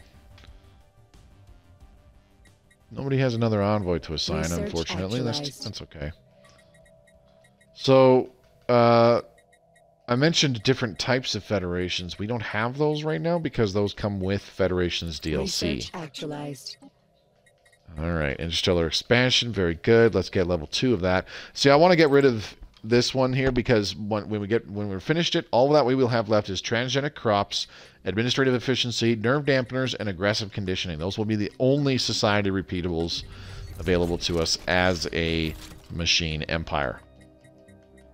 As a regular organic empire, we'd also have the cell revitalization, which increases leader lifespan. But because we are a machine empire, that is not a thing. Damn. Seriously, I don't know what the hell I want to do. Bioreactor. Ooh. Let's just do another alloy foundry, huh? Those starting lithoid biotrophies have gas production, right? Yes, they do. So they are helping with our gas output, but I don't know if that is affecting it as much as. Let's see. Yeah, it's only producing like 10. That doesn't really explain the other 14, or well, more than 14 that we're getting. Ooh, Kelbrid linking block of Zatrakpor. Ho ho ho!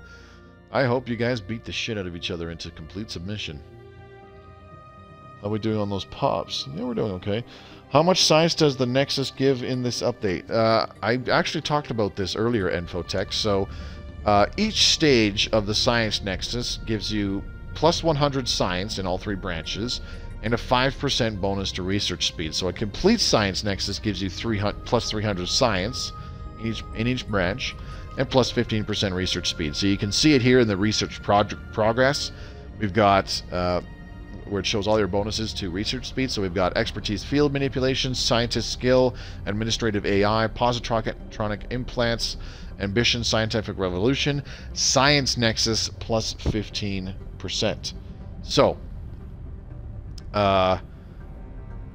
it also adds that research speed bonus. And I actually talked about this earlier. So stage 1 of the Science Nexus in total actually gives you plus 105 science in all 3 categories, because that 5% bonus applies to the 100 points of science that the Science Nexus generates. And then at stage 2, it's 220, because it's generating 200 in each branch and has a 10% bonus to research speed. So 10% of 200 is 20. So it's actually 220. And then at stage 3, it's a 15% bonus to research speed, and 15% of 300 is 45. So it's actually 345 per branch. So it gets just exponentially better by small increments with each portion that you do. But yeah, like that's still a really good bonus boon to science production. It will not, like, it will still be a significant bonus, a significant increase, even if you are at the default tech and tradition cost. We're playing on 0.25x tech tradition cost, so like these techs are costing a quarter what they normally would, but still, like we're getting those techs pretty dang fast. And by those techs, I mean the repeatables. Dude, block of Zoltractor is huge. Yep, that's what she said. Slide into the DMs with my block of Zoltractor pics. Ooh, there's the matter decompressor and the Dyson sphere. Applied superconductivity. Let's get that to level 10 first. Now we've got the ring world. Let's get fortified core layers 3 though. Alloys and minerals. Ooh, another building slot just opened up. But let's go ahead and...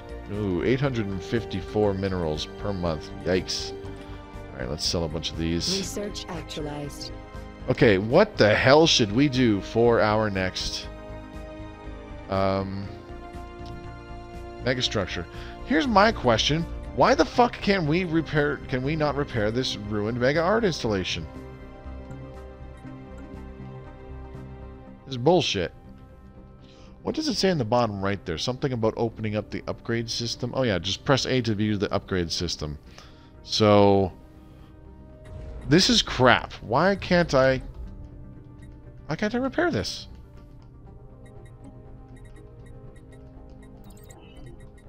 I want to be able to repair it.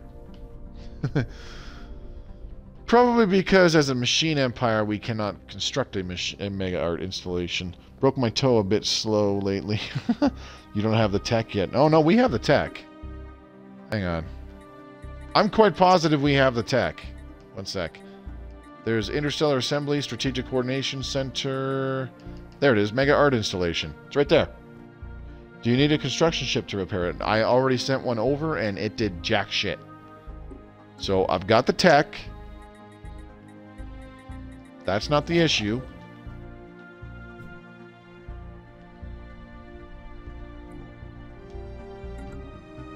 Let's send the construction ship over there and see what happens, though. Because I am thoroughly confused. Watch, the construction ship will just be near it, and, like, that's enough. It'll be like, oh, yeah, now you can repair this. And I'll be like, fuck you, game. Thanks for nothing. Weak might be a bug. Glitch, check the log. Check the log? What do you mean? What do you mean, Semper Buffo? What do you mean by check the log, my friend? I'm a little confuzzled what you're referring to. A galactic community. Here we go again with this bullshit. Let's try again. Should we form a galactic community? I'm guessing y'all think that we should form the galactic community because repairing them only requires the tech, manga engineering. Yes. That's what I'm saying though. You only need the tech, manga engineering to repair them, and then you open up the menu and go bam, repair. You just need the correct amount of alloys. Anyways, yes or no to the galactic community? This is the third time this has come up. We'll try again. Maybe there will be some more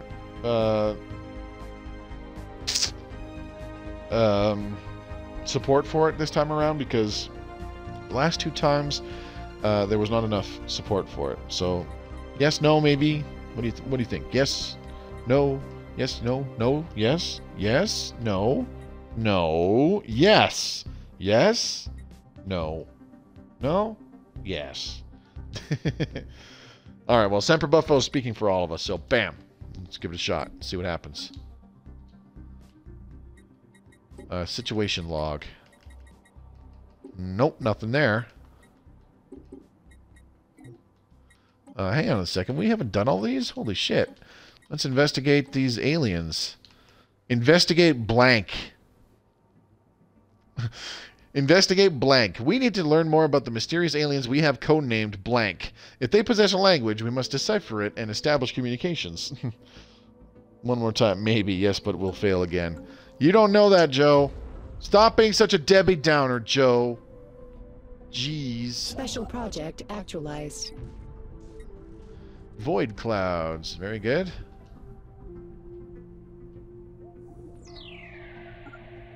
Special project actualized. Mining drone work ethic. We're going to take the bonus minerals from mining drones. Space amoeba studies. Fascinating creatures.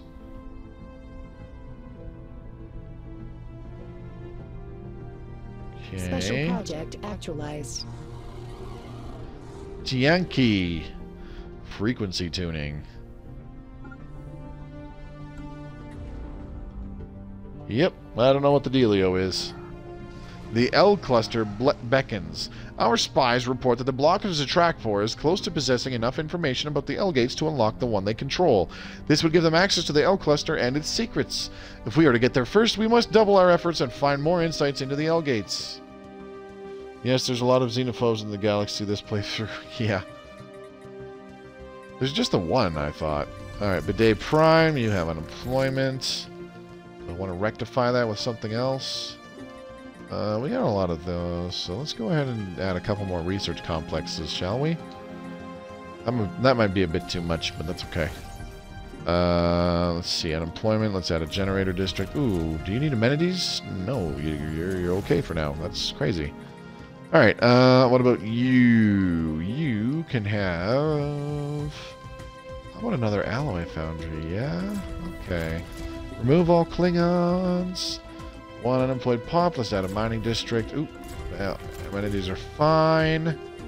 And I think we're okay here. And then organic sustenance. Hello.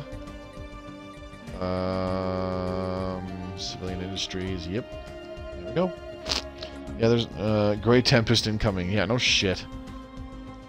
I've only gotten Eldrakes like once. That's it. Every other time the L gate has been opened, it's the motherfucking Grey Tempests. Talk about annoying. We don't even have an L gate in our territory, so whatever. The block of Zatrakpor can do whatever they want. Research actualized. Whoa, hello, a bunch of stuff just happened. Fortified core layers, lovely. Let's get those swarm of missiles done and out of the way. Drone campaign, capacity overload, production targets, omnifarious acquisition, and will to power. Alright. Drone campaign, capacity overload, production targets, omnifarious acquisition, there it is, and will to power right here. We done gone got it.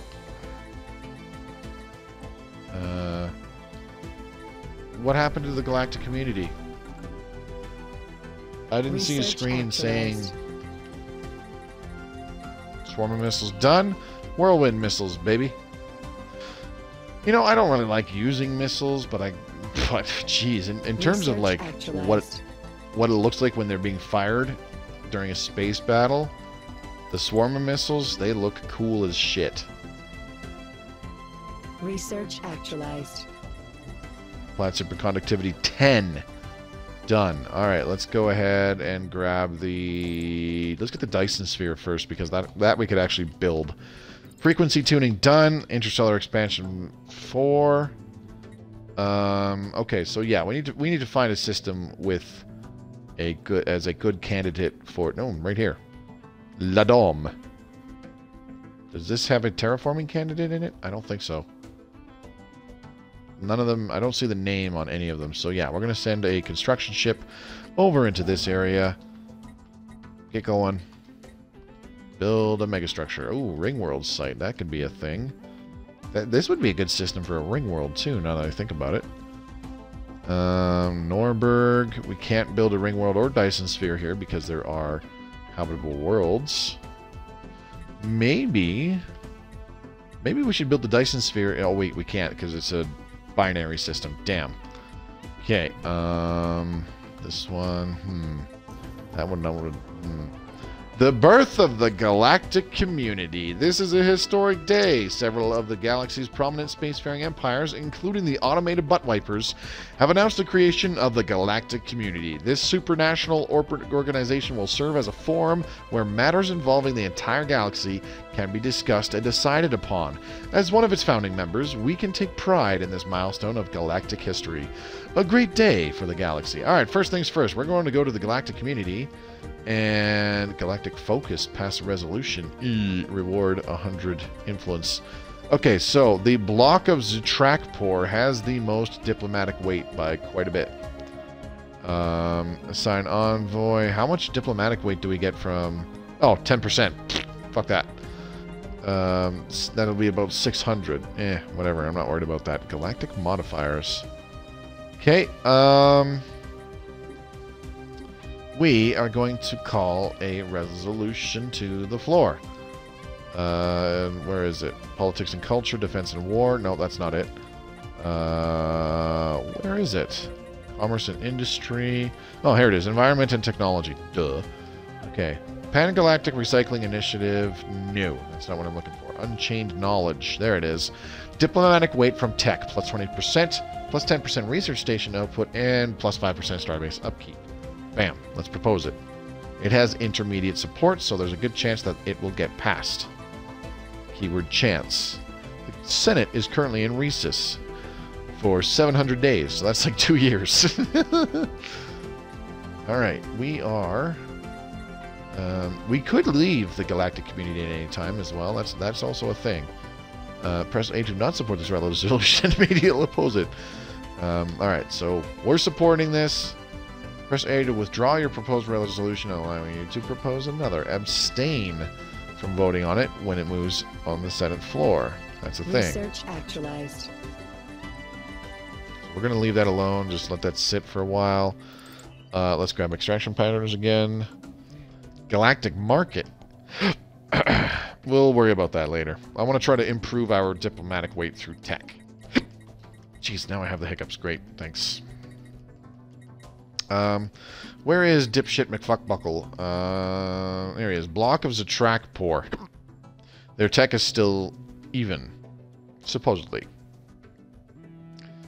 Keyword supposedly. Oh my god. I have the hiccups. Let's upgrade this starbase. Oklopolon. Machine World Foundry. I thought it said Machine War Foundry for a second. I was like, what? A war foundry? What's the difference? I tend to have a few corvettes set up as missile ships in my fleets just for the visual effects and a bit of variety. That's fair. Variety.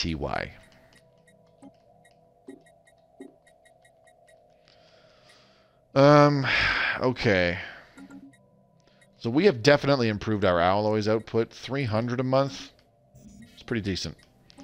So I think it is time we redesign some ships and we build us a fleet. So, hyperdrive 3. Let's get impulse thrusters, tachyon sensors, and let's get the swarm. Let's start with 0-point reactor. We'll probably change it. I'm going to go with energy siphon. What I like to do for my fleet design now is I don't like to go pure battleships anymore because null void beams are no longer a thing, or at least they're not nearly as easy to acquire, I should say. And instead, I like to grab the energy siphons, which only fit on small weapons, and I put those on my corvettes. It's kind of dumb. It's kind of weird. But I do it anyways.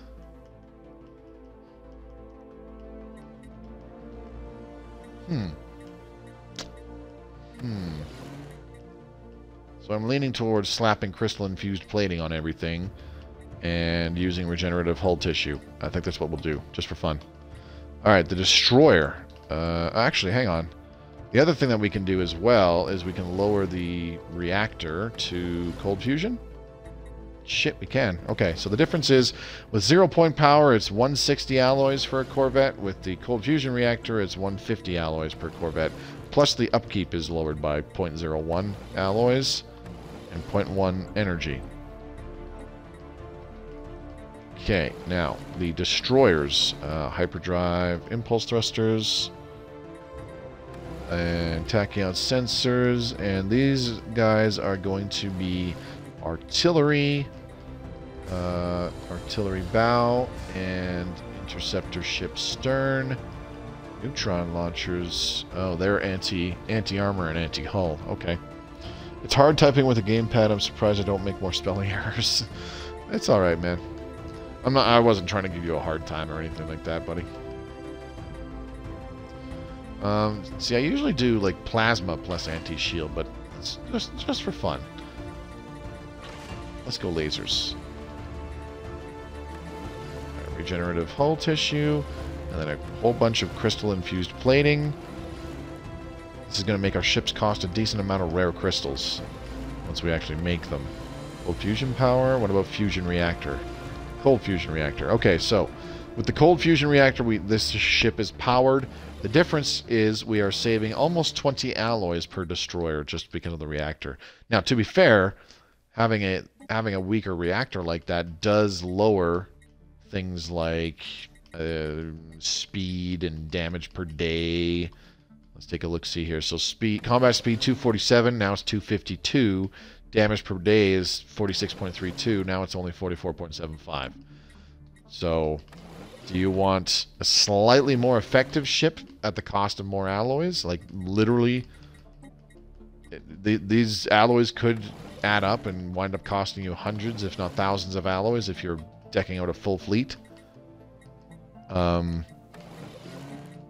Or do you just reduce their effectiveness, you know? Like, I don't know. I'm just mumbling. Don't mind me, just making shit up. Let's go with a broadside bow, broadside core, and gunship stern, so that we can slap on 2 energy siphons on the back of our cruisers. And then we got gamma lasers up the yin-yang. Very good. So, of course, plasma cannons would be pretty good for 100% armor damage, 50% hull damage. But overall, the gamma lasers do have better accuracy and better tracking and supposedly better damage per day, so that's a thing. Now, regenerative hull tissue and crystal-infused plating up the wazoo. Look at all that rare crystal this is going to cost us. 6.5 per cruiser. This is going to be funny. Alright, antimatter reactor. Is there enough there? What about this one? What about fusion reactor? Oh my god, that is a lot cheaper. Look at this. So, fusion reactor. This cruiser costs 497 alloys. With a 0-point reactor, 551. So, about 55 alloys in cost is the difference. A little less than 55.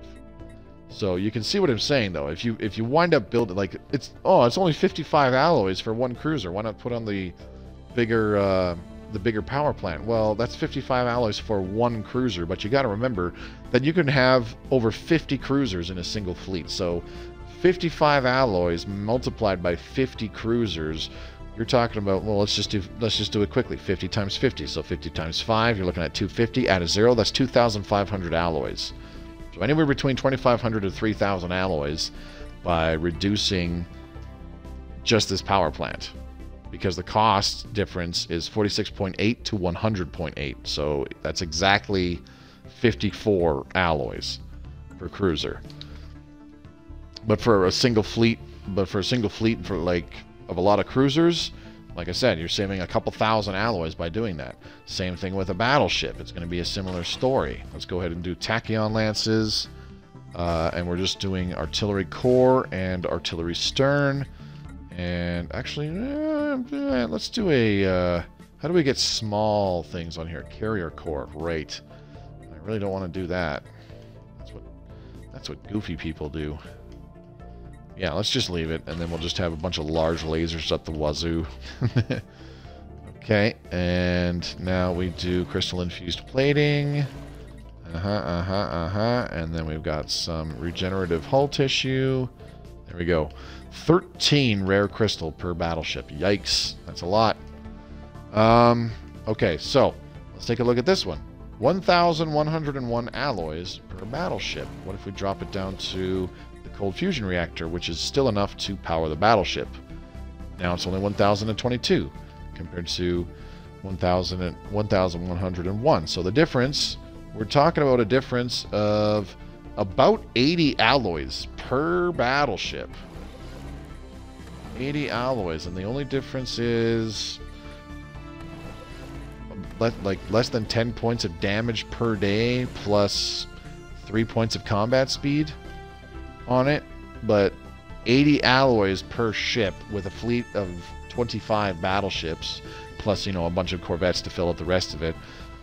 80 and 25, so 80 and 10 is 800, so you're looking at 1,600, and then that's another 400. So again, that's like 2,000 alloys that you're saving per battleship fleet, just because you're using a cheaper reactor. I don't know why I brought this up. I just started babbling about it for no reason whatsoever. These are just little cheap, these are just little dumb little tricks that I do to make my ships cheaper. Like, that's all it comes down to. So that I can build more of them. Regenerative hull tissue, regenerative hull tissue. And you know what we're going to do is a nanobot cloud. Boink. And let's go ahead and throw in a lot of crystal-infused plating onto our Titans. There we go. And what else? Can we drop this down to a fission reactor? No, fusion reactor. Now, Titans get ridiculously cheaper.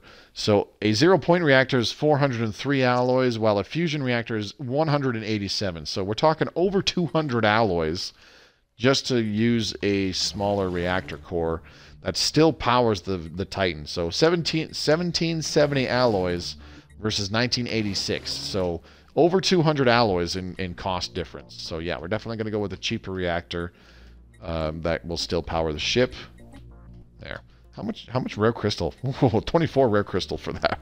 For one Titan. Jesus. Large lasers up the wazoo sounds painful. Indeed it does. Pray you never have to get your prostate checked out with large lasers up the wazoo.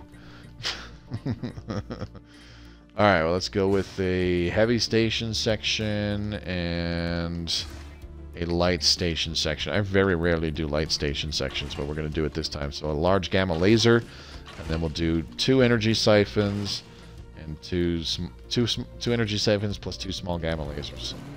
We'll slap on regenerative hull tissue, a bunch of crystal-infused plating again. Actually, maybe we should instead do hyper shields this time around. Yeah, I think we'll do that. Nah, back to crystal-infused plating. Hyper shields are nice, but they're still, like, they're in terms of alloys, hyper shields are half as expensive as armor. I don't use armor very much anymore, I've found, because I like using cheaper alternatives. In my current Iron Man game, I got psi barriers, which add shields, but they cost alloys. Period. That's it. And they require no power, which is dope. Okay, now we've got this. The Arthropoid ion cannon, by the way, is the best looking ion cannon by far. Unfortunately, too many of the ship sets just use the humanoid ion cannon. The Arthropoid is the best looking one. Fight me. Alright, now let's do crystal infused plating on this bad boy. And you can use... You have to use a 0-point reactor, right. Which sucks. It still costs 2,000 alloys, so it doesn't matter. Alright, there's only a few minutes left in the stream, so we're just gonna keep fixing up our economy a little bit. Add another generator district here. Alloys and minerals. You're already building a mining district, so we're good. What do we got? Ooh, wow, 35,000 alloys. That's right. We are going to... Ooh, Dyson Sphere technology gained. Oh, yes. Let's do the matter decompressor next. And we will now build up our first actual fleet. And what I'm going to do is add ship design. We're going to do a bit of a mix here. Let's add battleships and corvettes. There we go. So, we're going to have 25 battleships. And the rest is going to be corvettes. Should be about 30 corvettes. There we go. So, the battleships with their tachyon lances and large lasers, you know, they melt armor and finish off ships, of course. The corvettes have nothing but energy siphons, so they fly in and strip the shit out of enemy shields, big time. 331 rare crystals. How much do we have? 1.6k. Well, I'm glad we hung on to those. The problem is we have one shipyard. Fuck it. This is going to take forever for us to build this fleet because we don't have an upgraded shipyard. It helped me. I had no idea the reactor made such a difference. I just made sure it was powerful enough to power my ships with as little over as possible.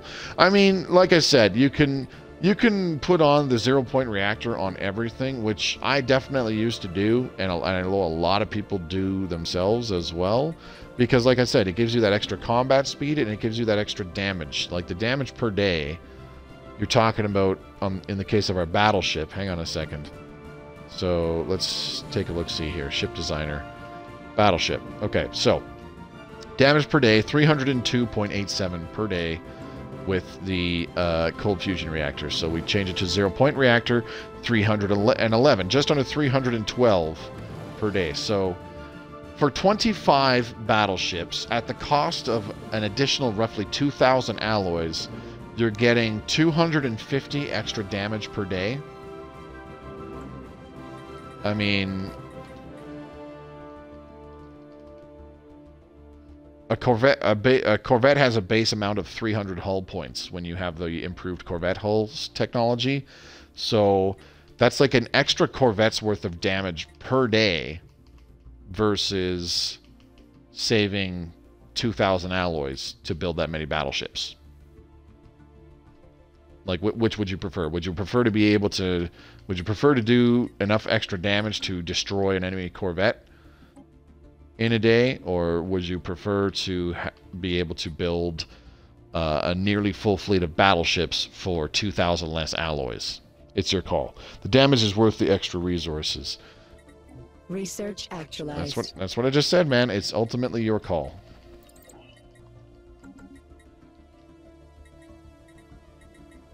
Research actualized. But again, and here's something else to consider too, is there's also the damage bonuses as well. So is that extra damage really destroying a Corvette, or is it not? If you have bonuses if you have the appropriate damage bonuses, is it actually taking out that Corvette or not?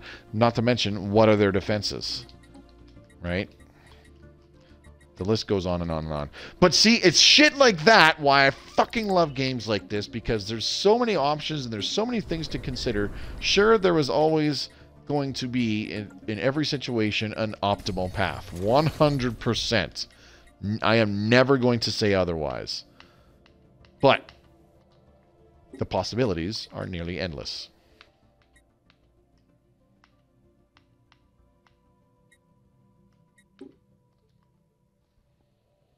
Lots of ships was my tactic, kill them with numbers. I'm inclined to agree on that. Like, I prefer getting more ships, because the way I look at it as well is if you and somebody else have enough alloys that you could literally make 10 fleets worth of battleships, and each fleet costs about 20,000 alloys. If you have the cheaper battleship fleets, you can build an 11th fleet. So are you getting more damage per day with that 11th fleet that is pumping out, 300 damage per day? Or is the other person who has 10 fleets that with ships that pump out 310 damage per day, which one's going to outdamage which? Well, we can actually do the math in our heads really quickly. So 300 damage per day. Each fleet has 25, so 300 times 5 is 1,500, and then 6,000 is the 20, so 7,500. Multiply that by 11, so add another 0. 75,000, put another 7,500 on that. You're looking at 82,500 damage per day, roughly. These are extremely rough calculations. Okay. On the other hand, so 82,500 damage per day because you have an 11th fleet, because you used a cheaper what's it called? A cheaper power plant. Okay? And you were able to make that 11th fleet of another 25 battleships, whereas the other person who has the battleships that are doing 310 damage per day and has 10 fleets, well, that's actually quite easy. 310 with 25 battleships. So I just had a brain fart. So 300 300 times 5 is 1500, but you need to add another 50 because the extra 10. So 1550 is the 5, and then add the 0, 3100, so it'll be 7200, or sorry, 6200 plus 1550. You're looking at 77,050, if my calculations are correct, which I'm quite confident that they are. So 77,050 damage per day versus 82,500 is what it comes down to, simply because you have more ships. I'm pretty sure my math was right on that. My super rough, extremely egregiously, what's the word I'm looking for? Basic maths was actually correct there. File with this name already exists. Well, let's save that. Okay. By the way, we've actually broken the 2-hour mark. All this babbling got me distracted. Well, yeah, when all things are equal, like with this game, overwhelming is always going to win, but not every Empire play is going to get to overwhelming. No. Because there are other factors to consider, like what are the admirals that are leading the fleets? Like, even if oh, and the various other bonuses from the ethics and stuff like that in civics. So, like, even though the person with the 10 fleets is doing, like, without any other additional bonuses, even though the person with the 10 fleets, the 10 more powerful fleets, quote-unquote more powerful fleets, is doing less damage per day, maybe they're fanatic militarist with distinguished admiralty, and they have a whole bunch of admirals that improve rate of fire or shit like that, whereas the other person does not have, the 20% fire rate bonus from fanatic militarism, or the 8% from distinguished admiralty, or the 10% from aggressive with like half their admirals. Instead, they have a bunch of admirals that are like fleet logisticians or scouts, stuff like that. That will tip the balance back in the favor of the person with less ships that are more powerful, so on and so forth. Hard counter that too. Like, the list goes on and on. That's what I'm talking about. That's why I really love games like this, because you can deep dive into this shit and come up with some really basic calculations that can give you a rough idea, but really they still don't tell you the whole story. Not even close, right? But anyways, as I said, too much babbling. That's it for tonight. Huge thank you to everybody who came by to watch me playing this live. Professor Payne, Naughty Dog, Infotech, Semper Buffo. Who else do we got here? Joe the Frogman, always good to see you, buddy. I really wish you came by more often, but that's okay. JB, hopefully you have a good weekend, man. We'll talk to you later. Tiny G, Exasperator, hopefully I see you again, man. Thanks for coming by tonight. Runicat, it's been a while. Thanks for coming by. And I think that covers everybody. I can't go up in the list anymore, but yeah, I do believe that covers everybody. Anyways, I had a lot of fun. Good stream. Thanks, guys. I appreciate it. Hope you all have a great weekend. I had a lot of fun. There was some interesting topics that we delved into with this stream. Hopefully, it doesn't get too boring for those of you watching this on YouTube. Unfortunately, not a hell of a lot of action occurred here, but that's okay. We are building up the foundation for us to snowball down the road with our drastically superior technology and hopefully very, very, very strong economy down the road. So those of you watching this in the future on YouTube, thank you very much for watching. If you enjoyed the video, please give it a thumbs up. That would mean a great deal to me. And leave a comment down below how you think this particular stream went, if you think that we're going to be set up for the late game very well, if we're going to have some battles that will definitely go in our favor, or if I really need to shut the fuck up and stop babbling random crap that makes no sense. Doesn't matter, just, say whatever you want, leave a comment down below. I'll read them for sure. And consider subscribing to the channel if you would like to see more content like this, or if you just want to see more Stellaris Console Edition stuff.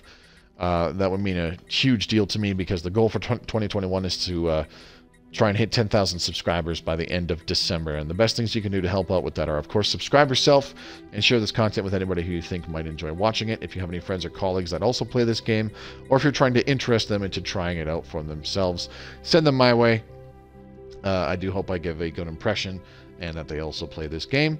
Don't forget to check out the links in the description below. You'll find ones for the official Stellaris Discord. Become part of the greater Stellaris community. Maybe I'll see you there. I am part of that one. And then, of course, there's my personal links. There's my Twitch channel, currently streaming 4 days a week, Mondays, Tuesdays, Thursdays, Fridays, 7 o'clock Mountain Time. Drop in, interact with me live. I would love to see you in the chat. There's a link to my Twitter feed as well. Excuse me. It's a great way to keep in touch with me. I post important announcements all the time, and it also serves as an alternative to Twitch not sending you proper notifications because I post whenever a stream starts. Last but not least, there's a link to my personal Discord channel for fans of my content to freely join. It's not necessary whatsoever, but feel free to join our small, steadily growing community.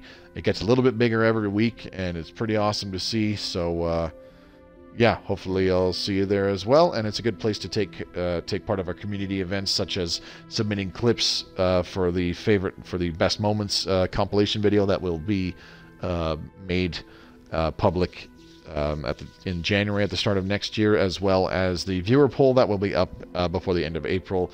You basically vote on the games that I have in my Xbox and PS4 libraries that you want to see me play live on stream. The ones that get the most votes are the ones that I play. Anyways, hopefully I'll see you somewhere in one of those Discords, or even better, in one of the live streams. Until then, this is Mobius Wise signing off for now. You all have a lovely night and a wonderful weekend. We'll be back again on Monday with more Age of Wonders Planetfall, and resuming this stream game with the automated butt wipers on Tuesday, April 27th. This is Mobius Wise signing off for now. We'll see you again real soon. Take care, and remember to always purge those pesky, scummy Xenos.